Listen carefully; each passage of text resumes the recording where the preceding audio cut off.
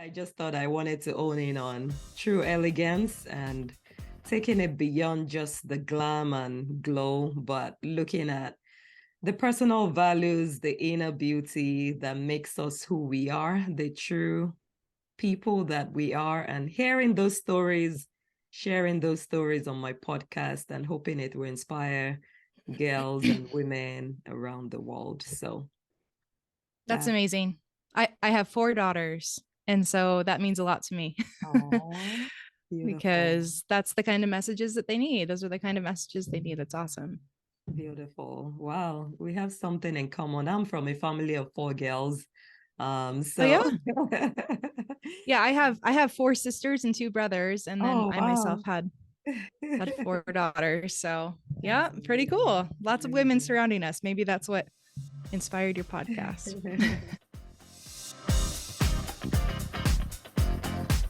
Welcome to the True Elegance podcast.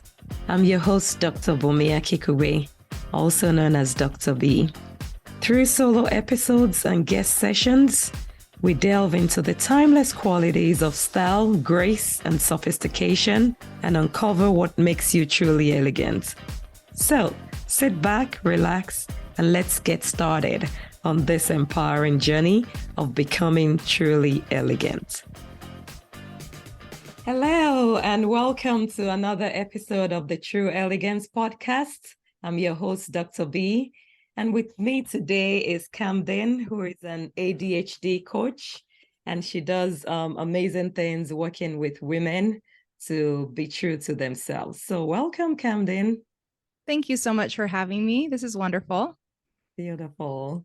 So in our series with the podcast, we've been looking at what makes one truly elegant. So beyond all the glam and glow and everything, just looking at what exactly is true elegance. How does your inner beauty radiate to the outside, no matter who you are, no matter your profession, your age, and whatever it is.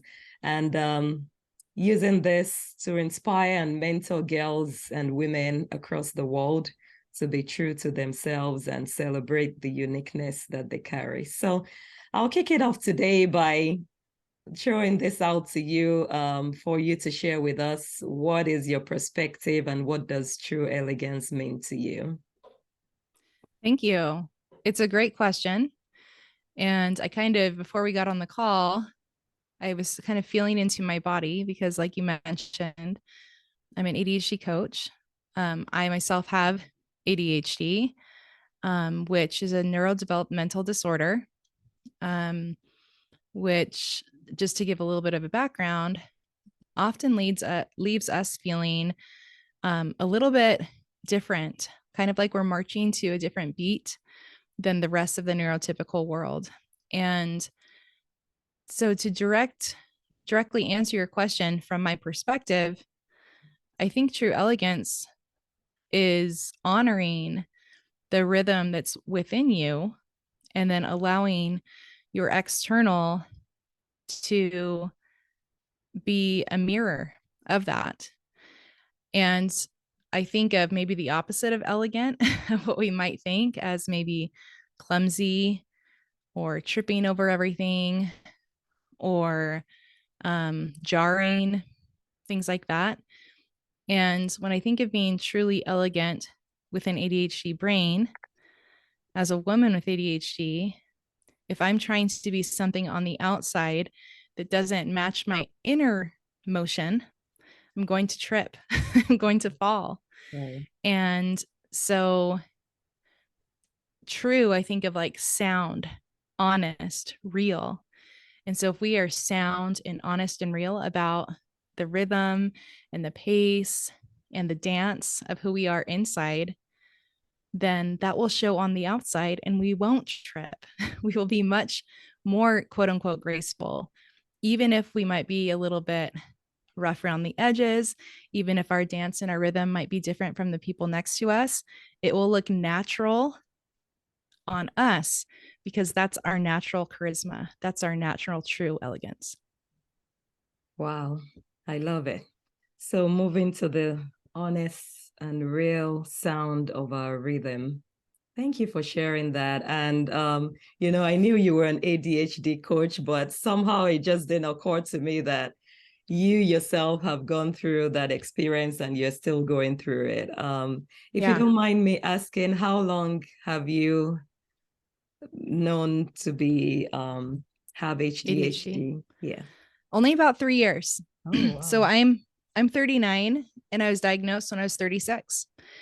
And at that time I had 3 little girls. And since then we've added our 4th and final child, daughter. And so um it was, for me, honestly, it was a big relief when I found out I had ADHD. Just to like bring in that parallel again of this dance, I just always felt like I was a couple steps off or I was hearing a different soundtrack or and so I was just constantly trying to keep the pace and the soundtrack of other people around me. I wouldn't say that I was untrue to myself. I still loved the things that I loved and I loved them wholeheartedly. And I had parents that supported me beautifully growing up. I was very, very blessed, very fortunate to have that. And I recognized that. And there were many parts of me that I was like, what's going on? I feel so different. I don't feel aligned. And that is quite a bit of my story, actually, especially my turning point story is getting that ADHD diagnosis, as well as generalized anxiety and PTSD. And once I started to learn about myself through that lens, everything else fell away. All the expectations of other people fell away. And I could start to see my path in front of me so much more clearly, because I could accept my full self, because now I finally knew who my full self was and how she operated. Yeah. Beautiful, beautiful. Wow. I pick from you, that expectations from other people, expecting you to be this particular person that acts this way, that does things this way, and says things this way. But knowing that diagnosis has helped you to know, like, hey, this is who I am. Yeah. And it's not going to change like overnight. So embracing who I am, and you take me for who I am, or maybe you're not supposed to be part of my Exactly. journey at this time. Is that Yeah. how it feels? It totally feels that way. Thank you for articulating that. Uh, I think as I get to know myself more, it makes it easier for other people to also accept me. Once again, when I was trying to be something else, my awkwardness, my stumbling, often, though I was, still Kamden, still myself, it felt different to try and live in a neurotypical society as a neurotypical when I have a different kind of brain. And maybe I should define that. Neurotypical just meaning um, not not neurodivergent. So usually what the more general population things, and even I would even take it a step further of saying more like North American society. So it's not a perfect word. Talk to the scientists. Talk to the scientist, doctor. Okay. But that's the word that is being used right now. And Okay. so, yeah, I do feel like as I have grown into who I fully am, it's been really beautiful to give other people permission to do the same thing, no matter who they are, if they're like me or different than me, that by getting to know me truly and acting upon that, I'm also helping other people to see, wow, maybe that's something that I can apply to my own life and progress. Awesome. Awesome. And that is so relevant these days because, we're hearing more about it. Many adults are being diagnosed with ADHD at Mm-hmm. their older ages, unlike before when it was like a childhood diagnosis. Yeah. But now there's so many adults that own it and they're like, oh, I have ADHD and I'm coping with it this way. And I know who I am and I know what works for me, what doesn't work for me. And somehow they've been able to live a normal, well, in their own world, normal life and function Yeah. effectively, whether as a coach or as a doctor or as a teacher, as a actor, actress, whatever it is, there are just so many folks out there now that are living and fulfilling their purpose, even with or without ADHD. You got it right. It's been so fun to get to know them over the years too.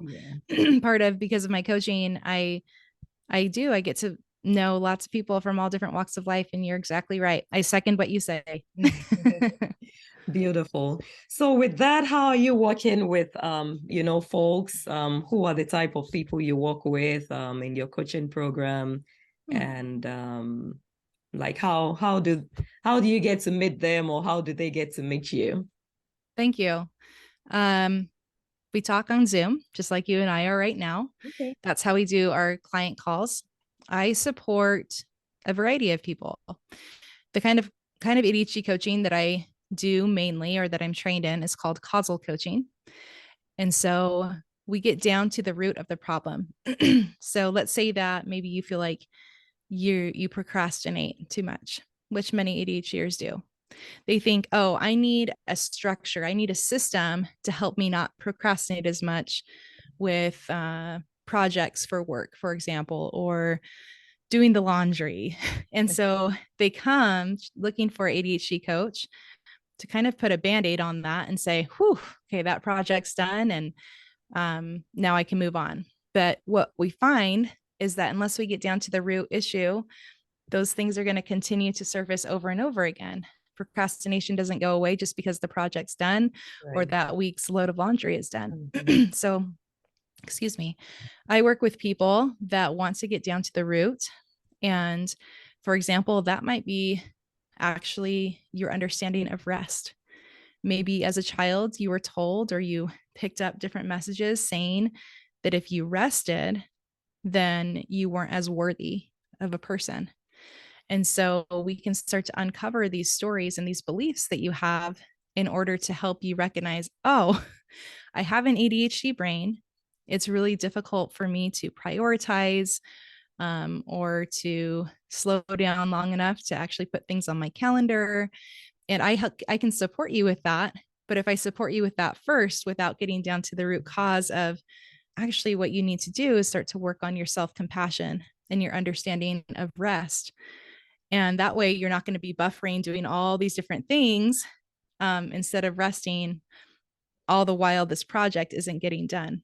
If that's making, Yes. if I said that clearly. Yes. So I work with parents with kids with ADHD, parents who have ADHD, women entrepreneurs. I'm a social media and business coach for small business owners, mostly all women that I've worked with so far, a couple men. Okay. And yeah, those are the main things. And then a general life coach for ADHD brains, where maybe we just really want to focus on getting down to the roots of the problems. Wow, beautiful. It almost sounds like all of us need that to an extent, Yeah, we all have our stories. Yeah. And I think that there is power of causal coaching for all people. And it's really nice to have someone that understands the ADHD brain to put on a different pair of glasses Right. when we are approaching the causal coaching, because that lens is a little bit different. We all have our schemas and our lifestyles, and we all have different shades of glasses that we need to put on in order to actually see the true situation. And ADHD is one of those. Wow. Wow, I love that. And I love what you mentioned about getting to the root cause, because sometimes just putting the band-aid doesn't help, because it's going to resurface again and then you're back to square one. So thanks for all the great work you're doing with the unique group. And also we can see it's reflecting in yourself, how you're managing and handling your day-to-day. Oh, thanks. Yeah. So I know you did share, an experience regarding how you discovered your true elegance and everything. And I don't know if you want to expand more on that. Was there like a significant experience or life transforming? There was. Yeah. Through the context of ADHD, I would love to add a few more details. Obviously, I think throughout our life in the different chapters, we have these life-changing moments, these big moments that we can go back in time and relive and say, whoa, that's where things shifted. But in terms of ADHD, which is what we're kind of talking about, and women with ADHD, the complexity of that diagnosis changed everything for me. And let's just say I had been an entrepreneur for about a year, and I completely burnt myself out. And I didn't know that what I was experiencing was burnout associated with not understanding my brain. And so there was a lot of rejection that I was feeling, which ADHDers, we feel very, very deeply, almost physically, and it's really difficult. So there was rejection, there was a balance, there was a hyper focus of pretty much like working at 120% for 365 days. And my body, my physical body just said, no. And this happens a lot with neurodivergence, especially with ADHD, because when it's rewarding work, it creates adrenaline, it creates dopamine, and it makes us think more clearly, but it's not sustainable. Right. so, Right. so I burnt out and was led to this diagnosis. And at that point, I had this very heart driven desire and call. I almost feel like a calling to go onto social media and to start to tell my story. And that opened the world to me. This was right before COVID, Wow. at least where COVID hit in the US. Mm. And so this was about the fall of 2019. And so when COVID happened and, about spring of 2020, I had already gained some momentum on social media, and then people were ready to hear it when 2020 rolled around. And I showed up pretty much like I am right now. I would show up in my pajamas. I'd show up with no makeup on. I'd show up with my sleepy eyes on, or the opposite. And that's how I would show up on social media.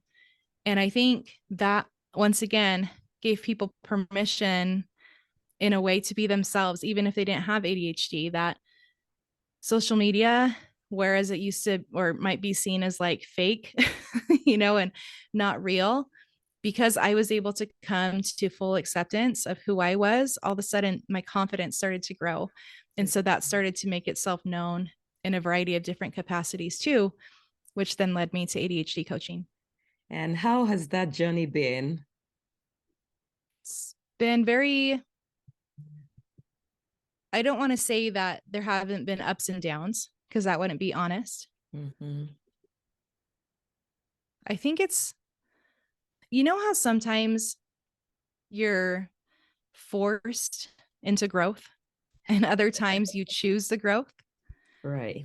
I think this was the perfect balance Okay. of that, if there is a perfect balance where I choose to put myself onto social media. I choose to tell my story and to educate about ADHD. I choose to talk about being a mom of 4 with this neurodevelopmental disorder.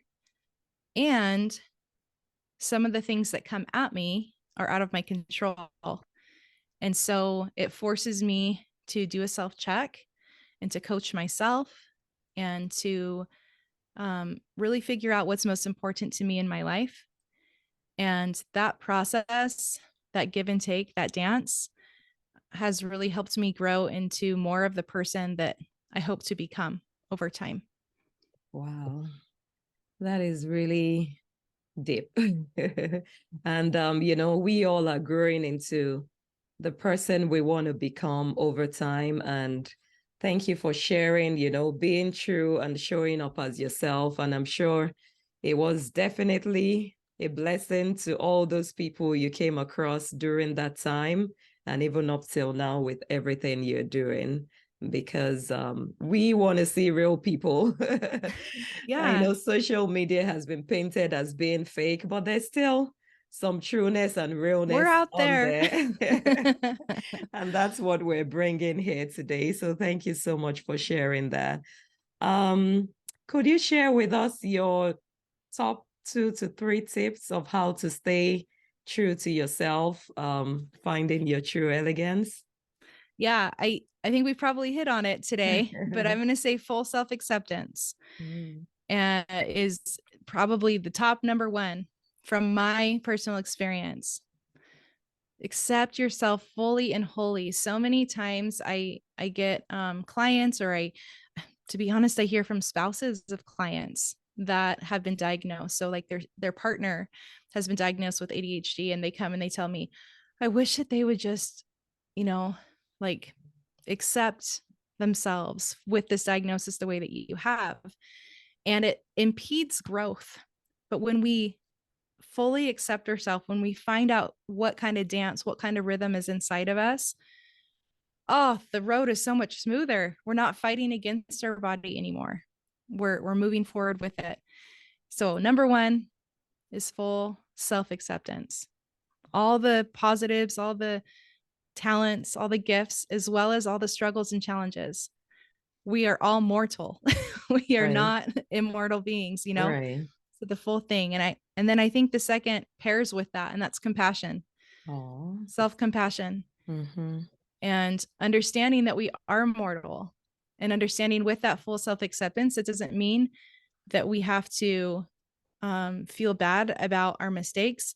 You know, I just did a podcast, the difference between shame and guilt. Mm. And sometimes we think that they're the same thing, but in my mind, they're not. We don't want to be shameful and lower our worth. I talk about maybe like dipping a $100 bill in mud and then taking it up and comparing it with another $100 bill. They're still worth the same amount, right? Right. Right. And it can be cleaned. And so shame tells us that our dirty $100 bill is now worth $50. Wow. And that's just not true. And guilt, on the other hand, in my mind, this isn't like people guilting you, but when we feel like, ooh, I feel like I did something wrong, the power is still in our hands to ask for forgiveness, to change, to accept ourselves with compassion, and to move into forward action. I don't want you to sit in guilt and think, oh, I'm terrible. That's shame. But when we feel like, oh, that's not really a value I want to live with, and I can tell that I am a mortal person and I'm going to make mistakes, and that doesn't mean anything about my value. It just shows me where I might be able to improve, Right. shows me where my growth is. So definitely full ownership, number one, and self compassion and love, number two. Wow. Those are so beautiful, especially the part about self-compassion, because sometimes we give more grace to others than we give to ourselves. Isn't that true? Like if someone does this, you'll be like, oh, maybe they didn't mean to, or maybe it was just that moment. But if it's you, you're like, oh my God, I shouldn't have done that. Why did I do that? I'm done and all that. But Yeah. giving ourselves the self-compassion and the same love and acceptance we give others will help us to move forward in finding our true self and finding our true elegance. And that will radiate to the outside, to the other people we live with, we work with, and we deal with on a daily basis. So thank you so much for sharing that. And I love the forward action piece, because if you get stuck in guilt and shame, then it's so hard to move forward and do Yeah. what you need to do. Wow, that is so beautiful. Thank you I'm so glad it much. resonated. Yeah, for sharing your time with us today. And I know, ADHD is a medical diagnosis. We can touch on all that in this podcast today. So if you're an ADHD diagnosed person, or you feel some of the things that have been discussed today sounds like you or resonates with you, please speak with your medical provider and check out Kamden's services online and see, even if it's just to follow her and learn from her and be a better version, a more truly elegant version of yourself. We'll definitely love it. So we'll be wrapping up at this point. I'm just wondering if you have any closing remarks for the group. Dr. B, just thank you so much for spreading awareness. This is a beautiful work that you're doing, honestly. And whether or not you have a busy brain like I do, you have an official diagnosis of ADHD, there is something, I think, in each one of us that longs to know our full self. And there might be some things that maybe we've been covering up over time. And my invitation is to find a space where you feel safe to start to uncover those a little bit at a time. And even if you don't have ADHD, or if you do, send me a DM and let me hold that space with you as you're uncovering that. We're stronger together than we are as individuals. Beautiful. Yes, we are stronger together than we are as individuals. Thanks for sharing. And how can we stay in touch with you beyond the podcast today? Where can folks follow you? Please do. Yeah, you can find me on Instagram at Kamden, KAMDEN _ ADHD. And that's where I'm most active. So go there. I'm also on TikTok under the same name, but it's a little bit more difficult to communicate there. Or you could always email me. My email is the ADHD directory, ADHD directory at gmail.com. Beautiful. Thank you so much for sharing, and we'll be sure to include those in our show notes. It's been a pleasure hosting you today. I hope you have an amazing rest of your day. Thank you so much. Be sure to subscribe so you'll be the first to be notified of every new episode. Leave a review and share this podcast with that elegant lady in your life. This is a space where we can come together to empower and inspire each other and leave feeling elevated and enlightened. See you in the next episode.